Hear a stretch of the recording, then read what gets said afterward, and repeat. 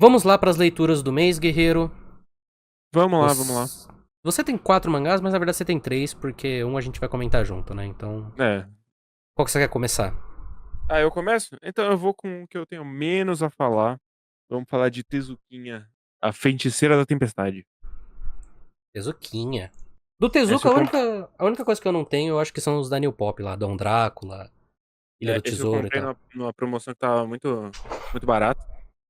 Uma dessas loucuras da Amazon. Ele é da Dark Side, né? Então ele é capa dura. E ele tem uma coisa que eu aprecio muito, tá?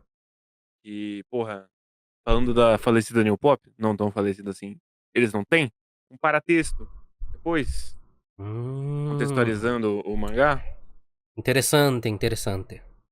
O meu tá que lacrado ainda. E me foi muito interessante, porque aqui eu não lembro quem é que fala. Espera aí, não me preparei tanto assim. Magali faz um mês já.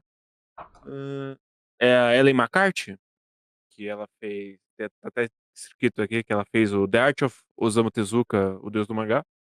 Então, eu não sei se é o livro ou se é uma daquelas compilações de quadrinho dele, falando a importância desse quadrinho, né? Porque enquanto história ele é interessante, ele é a compilação de 3 histórias do Tezuka que ele fez para Shoujo, vai de 56 até 58, então são histórias bem do começo de carreira dele, né? Quando ele ainda estava ali brincando de fazer mangá, ele ainda Uhum, não tinha enlouquecido, com 7 trabalhos ao mesmo tempo.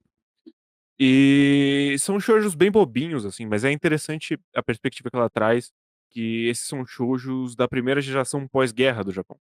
Então, boa parte do trabalho pensado pelo Tezuka para essas histórias e outras da época é dar para essa geração algum espaço para sonhar, além dos horrores do pós-guerra e da completa falta de perspectiva, né?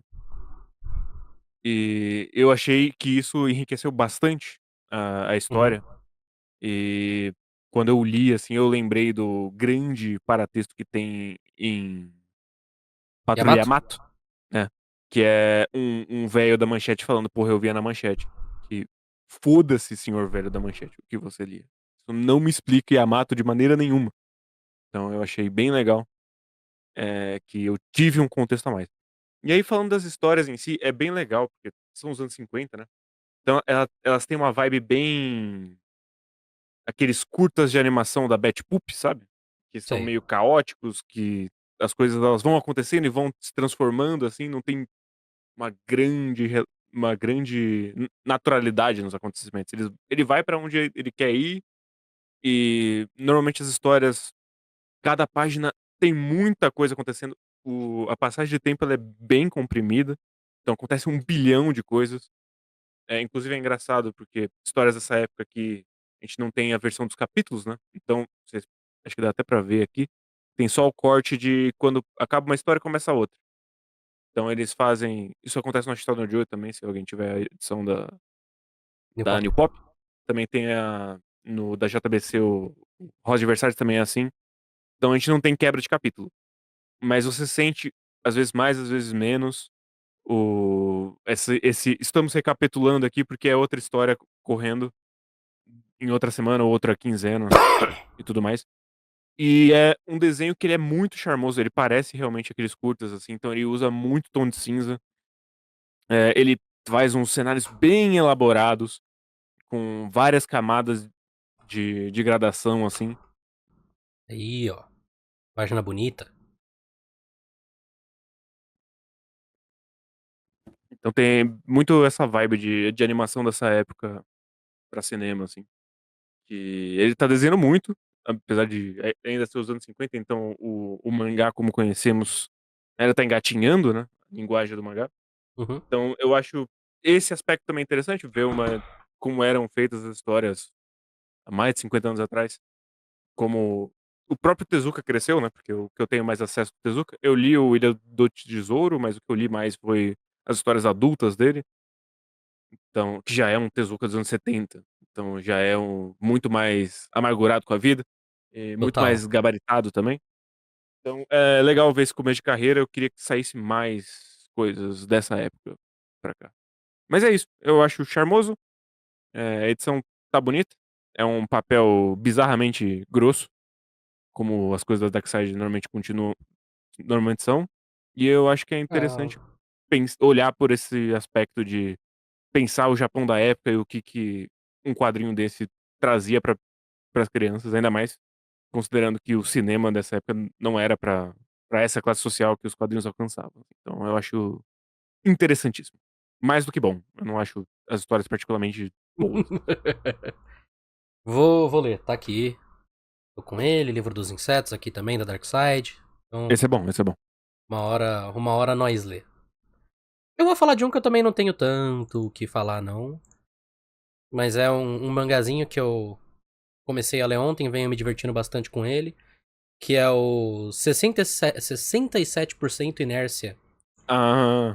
Ah, eu reconheço a capa. Eu não liguei a capa às imagens. Mas eu reconheço a capa. Voltou? Voltou, ok. Então, o que é esse mangá? Ele é Ah, uma comédia picante sobre uma mulher na faculdade e pequenos causinhos aí da vida dela de universitária, lidando com os amigos. E, num geral, assim, ela é uma comédia focada num humor adulto que é até difícil de você encontrar, num geral, que são coisas um pouco mais. Um pouco mais, como eu disse, picantes, né? Então, você tem o primeiro capítulo desse mangá, por exemplo, e ela faz parte do clube de mangá, porque ela é meio esquisitinha, e eles desenham doujin. Só que ela não sabe como é um pau. Então tá. ela não sabia desenhar um pau direito. Aí é um capítulo deles conversando sobre o que é um pau. Aí o amigo dela fala: Não, você desenhou a pele assim, mas tem tipo uma dobrinha aqui, não sei o que. Tem um outro capítulo que é aquela corda bêbada, debaixo da coberta. Os amigos dela chegam na casa dela, porque eles só invadem a casa dela, coisa de universitário. E ela percebe que ela tá sem calcinha. Então é uma pequena batalha mental dela, assim, de tipo: Como é que eu faço pra conseguir pegar minha calcinha sem que eles vejam? Ok. Sabe? Aham. Então é um tipo de comédia que é bastante até, de certa forma, refrescante você ver um mangá é, que não tem tanto pudor, não tem tanto afastamento com essas coisas, porque geralmente quando tem piadas desse tipo são coisas, né, que ele chama muita atenção pra isso, né, porque olha só, vou falar sobre pinto, vou Uou. fazer isso, não sei o que, uou, né, o próprio Dandandan que tá agora, ele é um pouco assim, né, tá em alta agora. Mas esse não, esse ele é bem natural, porque eu acho que ele é escrito do lugar de uma pessoa que se não passou por experiências desse tipo, pelo menos conhece muito bem o contexto universitário e o tipo de coisa que você, o tipo de tom que você usa com os seus amigos mais adultos, sabe? Adultos, mas nem tanto, né?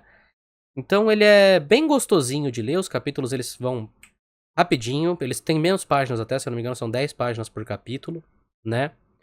Se você pegar pra ler ele agora, você em inglês, pelo menos, né? Eu não sei se ele tem em português, eu li em inglês. Mas se você pegar, você vai ver uma das scans mais nojentas da história. Mas é legível. É legível até, né? E é um mangá muito simpáticozinho, assim. Como eu disse, eu comecei a ler ontem, eu li uns 20, 30 capítulos dele, muito gostoso. Esse quarteto de personagens aí é muito divertido, muito divertido.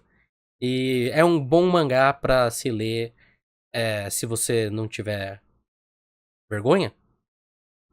Um bom Tá. mangá pra você ler em momentos assim que, tipo, eu tenho 5 minutinhos aqui, tô, sei lá, num transporte público, tô esperando numa fila, vou ler um capítulo aqui, sabe? Uhum. É um bom mangá desses, assim.